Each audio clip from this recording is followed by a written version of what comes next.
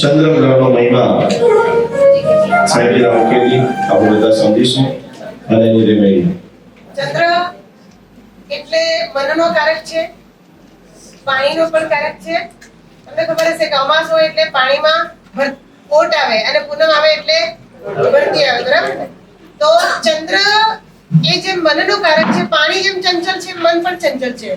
જેની પણ આત્મવિશ્વાસ જેનો ઓછો હોય, જજમેન્ટ પાવર જેનો ના હોય, મન જેનું નબળું હોય, વારંવાર વિચારો બદલાઈ જતા હોય, એક કપ ચાની અંદરમાં પણ 3 વખત સેજ ખાંડ નાખવી પડતી હોય, અને 4 રોટલી બનાવી હોય તો પણ આટલા લોટની અંદરમાં 10 વાર પાણી નાખે ત્યારે કણેક બાંધી શકતા હોય. ગ્લાસ અહીંયા મૂકું કે અહીંયા મૂકું, અહીંયા મૂકું કે અહીંયા મૂકું, આવો વિચાર આવતો હોય. પરીક્ષાની અંદરમાં બધું જ વાંચ્યું છે છતાં પણ ગયા એ વખતે બધું જ ભૂલી ગયા, કઈ ખબર જ નથી પડતી, આવું કઈ ફીલ થતું હોય.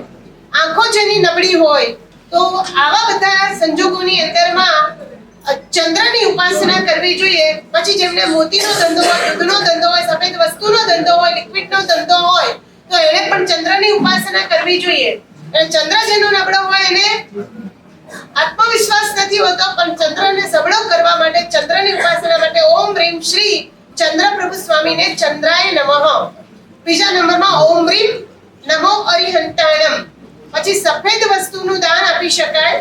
સફેદ વસ્તુની અંદરમાં ચોખા છે, પતાસા છે, દૂધ છે, છાશ છે, ચોખાનો લોટ છે, આ બધી વસ્તુ સફેદ વસ્તુની અંદરમાં આવે, તો સફેદ વસ્તુનું દાન આપી શકાય. ચંદ્રપ્રભુ સ્વામીનો જાપ કરી શકાય અને ઓમ રીમ નમો અરિહંતાણમ એનો પણ જાપ કરી શકાય છે. ઘરની અંદરમાં દીકરાઓ વગેરે કઈ માનતા ના હોય, આપણું ધાર્યું કઈ જ ના થતું હોય અને સામેવાળાનું મન સતત બગડેલું હોય, મનની અંદરમાં વિકારો જાગૃત થતા હોય અને કોઈ ઘણીવાર વ્યસનથી વ્યસ્ત થઈ જતું હોય, તો આવા વ્યસનગ્રસ્ત લોકોના વ્યસન પણ છોડાવવા માટે આ એક ચંદ્રનો જ પ્રયોગ અત્યંત ઉપકારી થઈ જાય છે. કોઈ પણ વ્યક્તિ સૂતી હોય રાત્રે અને એક્ઝેક્ટ 12 વાગે એના નસકોરા સામે બોલવાનું ઘસઘસાટ ઉઠતી હોય ત્યારે, ધારો કે કોઈનો દીકરો વ્યસની છે, પછી કોઈ જગ્યાએ લપેટાઈ ગયો છે, પબજી ની અંદરમાં ઘૂસી ગયેલો છે અને એને તમારે ધારણા છે કે આને મારે પાછો વાળવો છે, તો આવું જે કાર્ય કરવું હોય તો એના નસકોરાની સામે રાત્રે 12 વાગે મનની અંદરમાં પહેલા બોલવાનું કે હું જે ધારું છું, મારી અંદરમાં જે ભાવના છે તારા કલ્યાણની, તો એ ભાવના સિદ્ધ થાય ને ઓમ રીમ નમો અરિહંતાણમ, ઓમ રીમ નમો અરિહંતાણમ, ઓમ રીમ નમો અરિહંતાણમ માત્ર 3 જ વાર બોલવાનું છે. તો પણ એ વ્યક્તિ વ્યસનથી મુક્ત થઈ જશે અને તમારું કાર્ય પણ સિદ્ધ થઈ જશે.